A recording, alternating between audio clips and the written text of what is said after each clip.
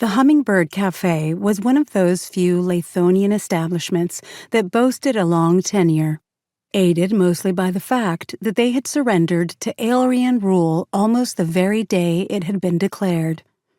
As an outsider, Cavar didn't feel qualified to judge their behavior, but the shop had flourished since the occupation, becoming a favorite of the citizens of the Imperial quarter. And the coffee was quite good. It was worth the glare his companion shot him as he stood underneath an awning just outside the shop, sipping at the paper cup he'd bought to go.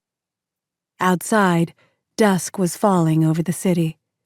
The thin sliver of sky visible through the gaps in the rooftops painted with orange and violet and gold.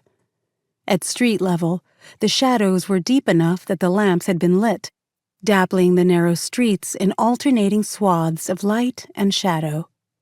An island city-state, Leithon hadn't had much room to expand outward, not without trampling over what little farmland they had.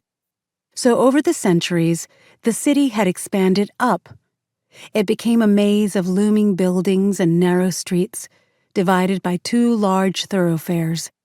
The Road of Law, which led from the docks at the southern end of the city to the Bastion, the enormous stone complex at the north of the city that was the seat of government and military power, and the Road of Shadows, the east-west thoroughfare that led from the land gate to what was left of the spire. Outside of those roads, whether poor area or Imperial quarter, the view from the street was mostly the same. Tall buildings of varying degrees of finery, stretching up and up until only the faintest gleam of sky could be seen from between them.